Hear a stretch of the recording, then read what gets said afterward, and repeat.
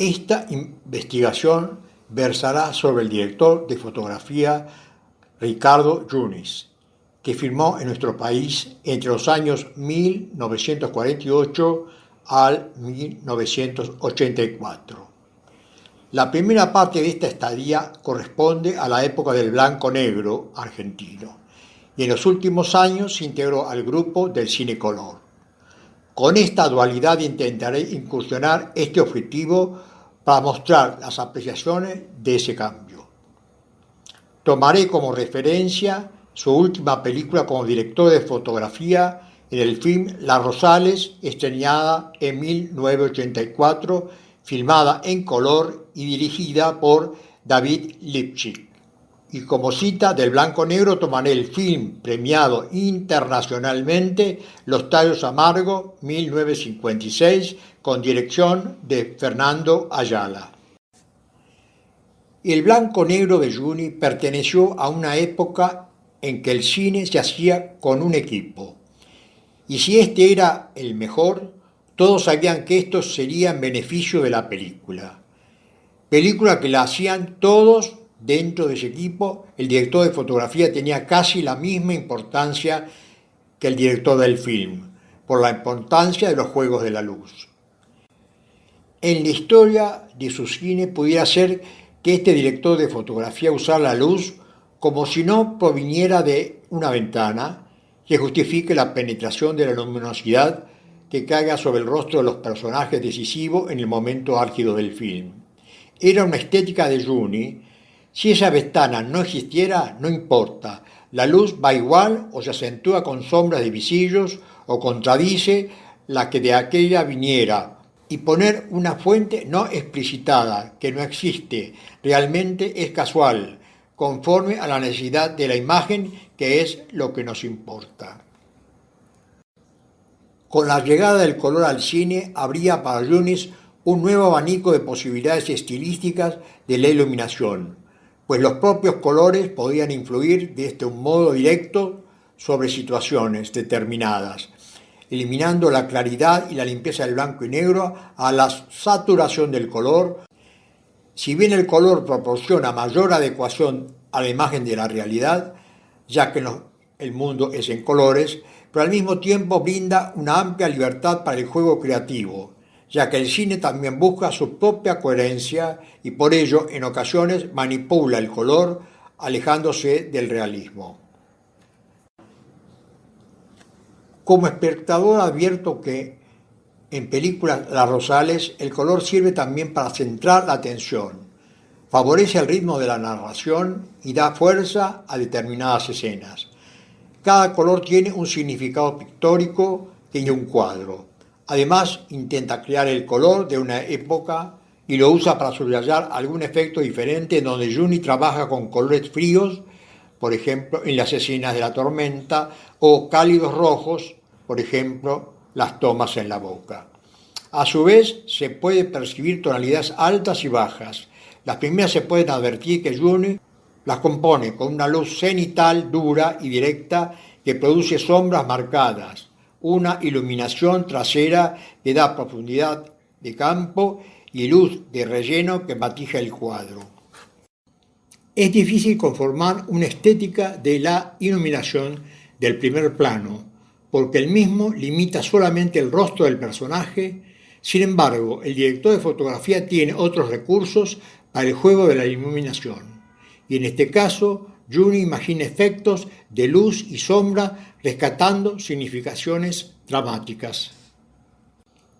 A veces usa luz de relleno más una puntual lateral que produce la mitad del rostro iluminado y el otro en sombras, a la manera de un perfil. Y este efecto produce escenas histriónicas pronunciando los rasgos angulosos de los personajes. Otras veces elige una luz puntual, situando al artefacto que le emite cerca de la cámara y de este modo ilumina la totalidad del rostro y muchas veces agrega una luz posterior que produce el contraste.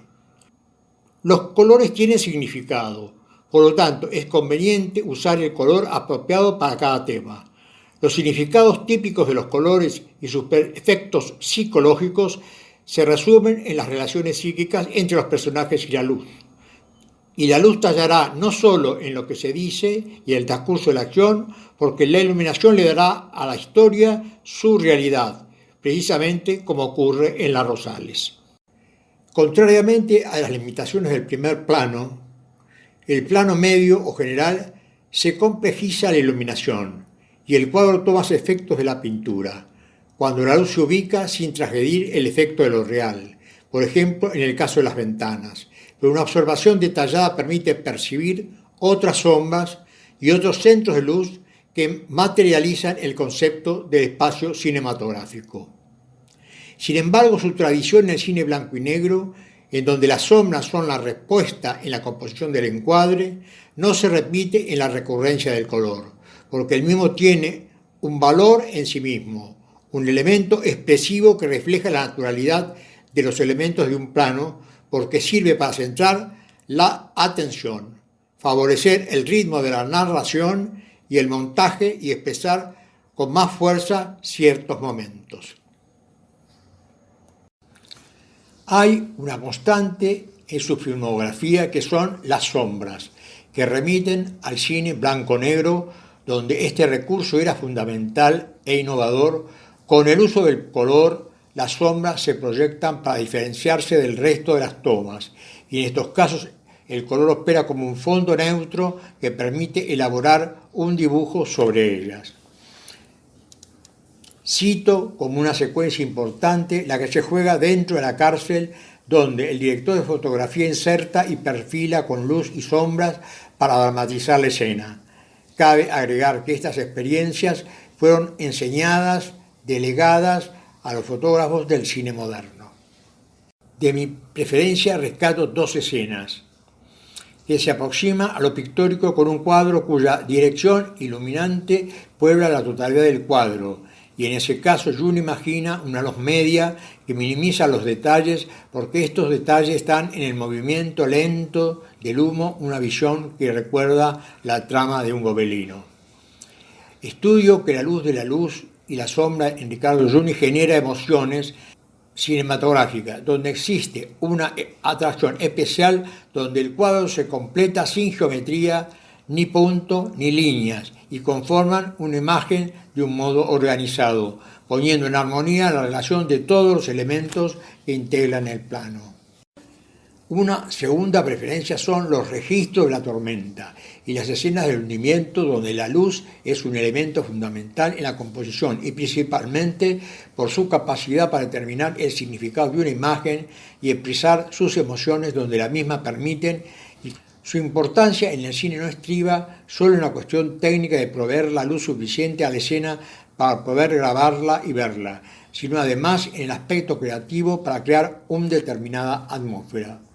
Conforme a esta situación, la tormenta es la mayor situación dentro del relato, y la proyección se divide en 3 secuencias que suman en pantalla 6 minutos de duración, y estas numerosas situaciones sobre el mismo tema requieren del director de fotografía una activa imaginación muy explotada mediante diversas técnicas de iluminación que en síntesis consisten en contrastes, sombras y claros que influyen generando la potencia dramática del hundimiento. La destreza de Juni se advierte con muchas maneras en los breves tomas diferenciándose entre sí, y destaco el encuadre donde un artefacto se bambolea dando refuerzo a la inestabilidad de la escena, al cual se sucede la iluminación lateral de un artefacto que refleja el agua.